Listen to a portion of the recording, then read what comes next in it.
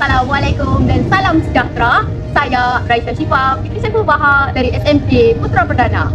Persekitaran yang kondusif mampu membina 5 ciri murid sejahtera. Persoalannya, apakah 5 ciri murid sejahtera? Yang pertama, beradab. Murid sejahtera menghormati guru, rakan dan pekerja pentadbiran sekolah. Yang kedua, berilmu. Murid sejahtera mengetahui ilmu dari segi akademik dan luar akademik. Yang ketiga, berkemahiran. Murid sejahtera perlu mengetahui cara untuk melakukan asas kemahiran. Yang keempat, berdaya tahan. Seorang murid sejahtera tetap belajar walaupun keputusan peperiksaan tidak memberangsangkan. Yang kelima, berkeyakinan. Seorang murid sejahtera berani bersuara di khalayak ramai. Itu saja daripada saya.